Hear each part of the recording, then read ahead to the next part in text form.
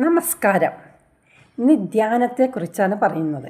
എന്തിനാണ് നമ്മൾ ധ്യാനിക്കുന്നത്? ചിന്താവൃത്തിയാണ് നമുക്ക് മനുഷ്യനുള്ളത്. മനസ്സിനെ ശൂന്യമാക്കണം. സൃഷ്ടി സംഭവിക്കുന്നത് തന്നെ ശൂന്യതയിൽ നിന്നാണ്. നിരന്തരം ആലോചനയാണ് മനുഷ്യർക്കുള്ളത്. കഴിഞ്ഞുപോയ കാര്യം, വരാൻ പോകുന്ന കാര്യങ്ങൾ, ഇതെല്ലാം ചിന്തിച്ച് ചിന്തയുടെ ആധിക്യത്താൽ മനസ്സിനെ വല്ലാതെ ബുദ്ധിമുട്ടിക്കുന്നവരാണ് നമ്മൾ മനുഷ്യർ. എല്ലാ കാര്യത്തിലും ആലോചന. എന്നാൽ സകല ജീവജാലങ്ങളും വിഷയശക്തിയെ സ്വീകരിക്കുന്നു. ഇതിൽ മനുഷ്യൻ മാത്രം ആലോചിച്ചു കൊണ്ടേയിരിക്കുന്നു. ഉറങ്ങി എണീറ്റാൽ ഫ്രഷ് ആവണം. ഉറങ്ങുമ്പോൾ ഗാഢനിദ്രയിൽ എന്ത് സംഭവിക്കുന്നു നമ്മൾ അറിയാത്ത കാര്യമാണ്. രാവിലെ വീണ്ടും ചിന്തകളും പ്രവർത്തനങ്ങളുമായി നമ്മൾ കഴിഞ്ഞുകൂടുന്നു. രാത്രി വീണ്ടും ഉറങ്ങുന്നു. സ്വബോധമില്ലാതെ രാത്രിയിൽ നല്ല ഗാഢനിദ്ര. മനസ്സിന് ആലോചിക്കാൻ ഒന്നുമില്ല. അങ്ങനെ അപ്പോൾ നമ്മൾ എന്ത് സംഭവിക്കുന്നു നമ്മൾ അറിയുന്നില്ല. ഇനി ആലോചന മാറ്റിവെച്ച് ശ്വാസോച്ഛ്വാസത്തെ ശ്രദ്ധിക്കുക. ശൂന്യമായ പ്രക്രിയയാണത്. അനുഭവിച്ചു നോക്കുക. ആവശ്യമില്ലാത്ത കാര്യത്തിൽ ശ്രദ്ധിക്കാതിരിക്കുക. സ്വന്തം കാര്യത്തിന് വേണ്ടിയാണ് ധ്യാനിക്കുന്നത് എന്ന ബോധത്തോടെ ശ്രദ്ധിക്കുക. നമ്മളൊരു പണി ചെയ്യുമ്പോൾ അതിൽ ശ്രദ്ധ ഉള്ളത് കൊണ്ടാണ് അത് കൃത്യമായി നടക്കുന്നത്. നമുക്ക് വേണ്ടി ബാധ്യത മാറ്റിവെച്ച് നന്നായി മനസ്സിനെ നമ്മളിലേക്ക് ആന്തരികമായി നമ്മൾ നന്നായി ശ്രദ്ധിക്കുക. എൻ്റെ ഉള്ളിലുള്ളതാണ് മറ്റുള്ളവരിലും നാം കാണുന്നത് എന്ന് നമ്മൾ പൊതുവെ ചിന്തിക്കുക.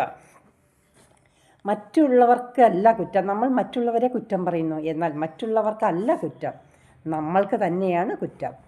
എൻ്റെ ഉള്ളിൽ തന്നെ എല്ലാം ചിന്തകളുമുണ്ട്. അത് മാറ്റേണ്ടത് എൻ്റെ ഉള്ളിലുള്ള, ആദ്യം നമ്മൾ ചിന്തിക്കേണ്ടത് നമ്മളെ ഉള്ളിലുള്ള ദുർഗുണത്തെയാണ് നമ്മൾ മാറ്റേണ്ടത്. ചീത്ത ചിന്ത, അങ്ങനെയുള്ള കാര്യങ്ങളെയൊക്കെ നമ്മൾ മാറ്റിയെടുക്കുക. ധ്യാനം ചെറുപ്പം മുതൽ ശീലിക്കുന്നത് വളരെ നല്ലതാണ്. സമൂഹത്തിൽ എങ്ങനെ സമീപിക്കണം എന്ന് പഠിക്കണമെങ്കിൽ ധ്യാനം ചെയ്ത് മനസ്സിനെ പാകപ്പെടുത്തി ഫ്രീ ആയിട്ട് വയ്ക്കുക. സുഖമായി ഇരിക്കണമെങ്കിൽ നമ്മൾ ശ്വാസം തിരിച്ചറിയാൻ പറ്റും. ധ്യാനം ചെയ്തു തുടങ്ങുമ്പോൾ നമ്മൾ സ്ഥിരമായി ധ്യാനം ചെയ്യുകയാണെങ്കിൽ 15 ദിവസം കൊണ്ട് അതിൻ്റെ മാറ്റം നമ്മൾക്ക് അറിയാൻ പറ്റും. ശ്വാസമുണ്ടെങ്കിൽ ശിവം, ശ്വാസമില്ലെങ്കിൽ ശവം. ഇത് നമ്മൾ തിരിച്ചറിയണം. ഇത് തിരിച്ചറിയാതിരിക്കരുത്. ഇത്രയും കാലം നമ്മൾ ജീവിച്ചില്ല. ഇനി ഇത് തിരിച്ചറിഞ്ഞുകൊണ്ട് നമ്മൾ ജീവിക്കുക. എല്ലാറ്റിനും നമ്മൾ സമയം ചെലവഴിക്കുന്നുണ്ട്, എന്നാൽ നമുക്ക് വേണ്ടി നമ്മൾ സമയം ചിലവഴിക്കാറില്ല. ശ്വാസത്തിൽ ശ്രദ്ധ വരുമ്പോൾ ആലോചന വരില്ല. ധ്യാനം ചെയ്തു തുടങ്ങുമ്പോൾ ആകെ മാറ്റം വരും. ഒരു കാര്യം ഓർക്കുക, ശ്വാസമുണ്ടെങ്കിൽ ശിവം, ശ്വാസമില്ലെങ്കിൽ ശവം. ജീവനാണ് ദൈവം, സാധനയാണ് സമയം. ആശ്വാസമാണ് ഗുരു, ദേഹമാണ് ദേവാലയം. ഇത് മനസ്സിലാക്കി, ഇത് തിരിച്ചറിഞ്ഞ് സ്വന്തം കാര്യങ്ങൾ നോക്കുക. 24 മണിക്കൂർ സമയം നമ്മൾക്കുണ്ട്. അതിൽ നമുക്ക് സ്വന്തം കാര്യത്തിന് വേണ്ടി ചിലവഴിക്കാൻ കുറച്ച് സമയം, നമുക്ക് 1 മണിക്കൂർ നമ്മൾക്ക് വേണ്ടി ചിലവഴിക്കാൻ കഴിഞ്ഞാൽ അവർ ധന്യരായി. അതാണ് ധ്യാനം. അത് സമയം കണ്ടെത്താതിരുന്നാൽ നമ്മളുടെ ആരോഗ്യസ്ഥിതിയെല്ലാം മോശമായി പോകും. അതുകൊണ്ട് സമയം കണ്ടെത്തിയേ പറ്റൂ. സമയം 24 മണിക്കൂറിൽ 1 മണിക്കൂർ സ്വന്തം കാര്യത്തിന് വേണ്ടി ചിലവഴിച്ചിട്ട് നന്നായി ധ്യാനിക്കുക.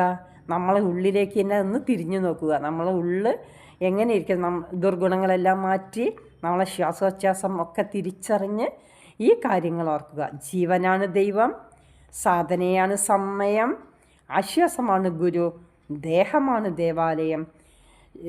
ശ്വാസമുണ്ടെങ്കിൽ ശിവം, ശ്വാസമില്ലെങ്കിൽ ശവം.